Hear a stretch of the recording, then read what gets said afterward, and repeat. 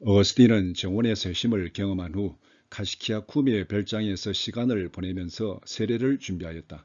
훗날 어거스틴은 이 저택에서 보낸 시간을 회상하면서 그것은 단순한 여가가 아니라 기독교적인 삶을 위한 여가였다고 했다. 고백록에서 회상한 것처럼 카시키아 쿰 별장에서 앞으로 자신의 사상과 저술, 고백의 깃틀이 될 중요한 자료와 씨름하면서 보냈다. 이때 어거스틴이 씨름하였던 가장 중요한 자료는 다윗의 시편이었다. 시편은 그가 회심한 날로부터 4개월 안에 다시금 자신의 마음이 지난날의 죄를 회개하면서 눈물을 흘리게 하는 말씀이었다. 고백록에서 어거스틴은 가시아 쿰에 있을 때 시편의 내용을 자기 안에 하나님을 품고 있는 회심자의 외침으로 여겼다고 회고했다. 고백록에서는 특별히 시편 4편의 말씀을 상세하게 되새기고 있다. 이런 면에서 시편 4편은 어거스틴이 고백록으로 꽃을 피운 꽃망울이 되었다. 4편 1절 내 의의 하나님이여 내가 부를 때에 응답하소서. 곤란 중에 나를 너그럽게 하셨사오니 내게 은혜를 베푸사 나의 기도를 들으소서.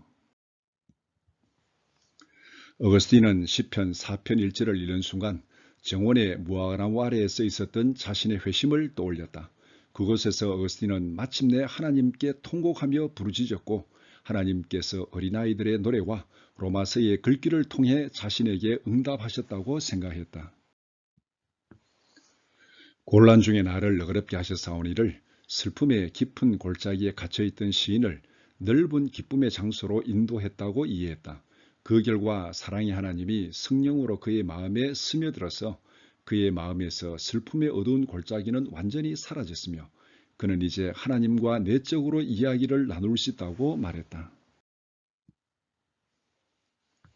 2절 인생들아 어느 때까지 나의 영광을 바꾸어 욕되게 하며 헛된 일을 좋아하고 거짓을 구하려는가.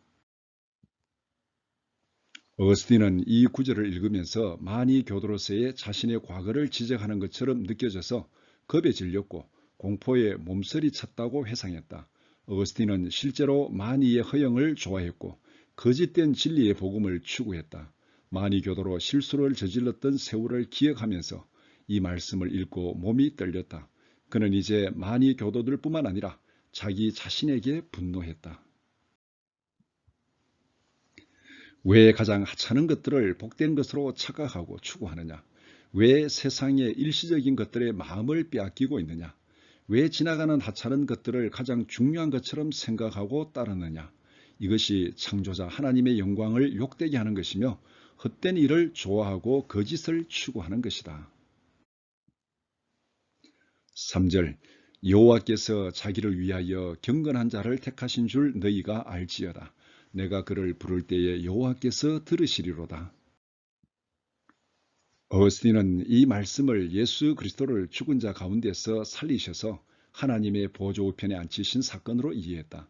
그러면서 그는 하나님께서 모든 인간들에게 이 세상의 것들을 사랑하는 것에서 돌아서서 보좌 우편에 앉으신 그리스도를 바라보라고 책망하시는 말로 해석했다. 그러면서 전심으로 하나님께 부르짖으면 하나님께서 들으시고 구원하시겠다는 약속임과 동시에 그렇게 부르짖으라는 경고의 말씀으로 이해했다. 4절 너희는 떨며 범죄하지 말지어다. 자리에 누워 심중에 말하고 잠잠할지어다.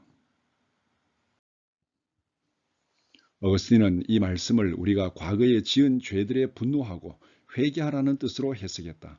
자리에 누워 심중에 말하고 잠잠할지어다라는 말씀을 주께서 이르시되 이 백성이 입으로는 나를 가까이하며 입술로는 나를 공경하나 그들의 마음은 내게서 멀리 떠났나니라는 하나님의 탄식과 연결시키면서 그런 위선적인 삶을 살지 말라는 경고로 해석했다. 5절 의의 제사를 드리고 여호와를 의지할지어다. 의의 제사는 회개하는 상한 심령의 제사라고 이해했다. 회개를 통하여 죄를 범한 옛 사람은 벗어버리고 거듭난 새 사람으로 살아가는 것이 하나님께 드리는 의의 제사이다. 그리고 하나님의 성령이 회개하는 삶을 살아가는 사람들에게 부어주실 은총을 기대하라. 6절 여러 사람의 말이 우리에게 선을 보일 자 누구뇨 하오니 여호와여 주의 얼굴을 들어 우리에게 비추소서. 시편 기자는 누가 우리에게 좋은 것을 보여줄 수 있을까 물으면서 주님의 환한 얼굴을 우리에게 비춰 주십시오라고 말했다. 어거스틴은 이 말씀을 가장 계시적인 방법으로 이해했다. 이 말씀은 자신이 맛본 내면의 영원한 빛을 가리키는 것인데 많은 교도들은 이것에 대해서 아무것도 모른다. 많은 교도들은 하나님의 빛의 입자가 자기들 안에 있다고 잘못 생각하고 있으며 하나님이 자신이 그들 내면에서 몸소 빛을 비추고 있다는 사실을 깨닫지 못했다. 우리에게 비추어 주신 하나님의 얼굴 빛을 우리의 마음속에서 죄로 인하여 지워진 하나님의 형상을 회복시키는 생명의 빛으로 이해했다. 7절 주께서 내 마음에 두신 기쁨은 그들의 곡식과 새 포도주가 풍성할 때보다 더하니이다. 시편 기자는 주께서 내 마음에 기쁨을 두셨다고 말한다. 어거스틴은 하나님이 자신에게 다정해지시고 자신의 마음에 기쁨을 주기 시작했다는 사실을 깨달았다. 회심이 그에게 벌써부터 긍정적인 보상을 주고 있었다. 하나님이 그에게 주시는 기쁨은 외형적인 것이 아니라 6절에서 말씀한 그의 마음에 다시 새겨주신 하나님의 얼굴 빛이라고 이해했다. 이것은 인간이 하나님의 형상대로 창조되었지만 죄를 범함으로 인하여 지워진 형상을 예수 그리스도 안에서 죄사함 받고 거듭남으로 다시 회복시켜 주신 하나님의 형상을 의미한다. 우리 안에 하나님의 형상이 회복된 기쁨은 세상의 그 어떤 기쁨보다도 더 크고 위대한 것이다. 고백록은 정원에서 있었던 일들을 설명한 뒤 하나님이 주시는 기쁨은 모든 쾌락보다 달콤하지만 그것은 인간적인 쾌감이 아니고 그 어떤 빛보다 밝지만 모든 내밀한 부분보다 더 깊숙한 곳에 숨겨져 있다고 찬양한다. 8절 내가 평안히 눕고 자기도 하리니 나를 안전히 살게 하시는 이는 오직 여호와이시니이다. 어거스틴은 고백록에서 시편 4편 8절을 생각하면서 이렇게 고백했다. 진정 주님은 항상 동일하시고 변함이 없으신 분이시기 때문에 모든 수고와 괴로움을 잊게 해주는 안식은 오직 주님 안에만 있습니다. 주님 같으신 분은 없고 나를 안전하게 살게 하시는 이는 오직 여호와이시기 때문에 우리는 주님 외에 다른 많은 것들을 얻고자 할 필요가 없습니다. 이 말씀은 구원받은 성도가 하나님 안에서 누리는 영원한 평안과 안식을 말한다. 이 평안과 안식은 세상의 그 어떤 것에 의해서도 방해받지 않는 영원하고도 절대적인 안식이다. 이것은 어거스틴이 고대하는 목표요 마지막 완성이다. 어거스틴은 고백록 첫머리에서 이렇게 시작한다. 주님은 우리를 일깨우셔서 주님을 찬양하는 것을 즐거워하게 만드십니다.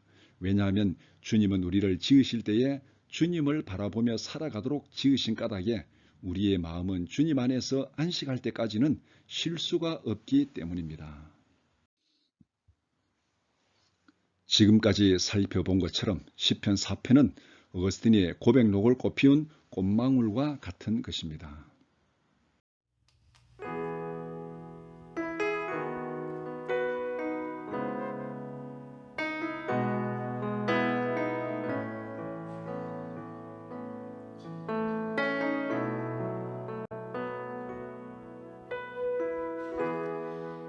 당신은 하나님의 언약 아래 있는 축복의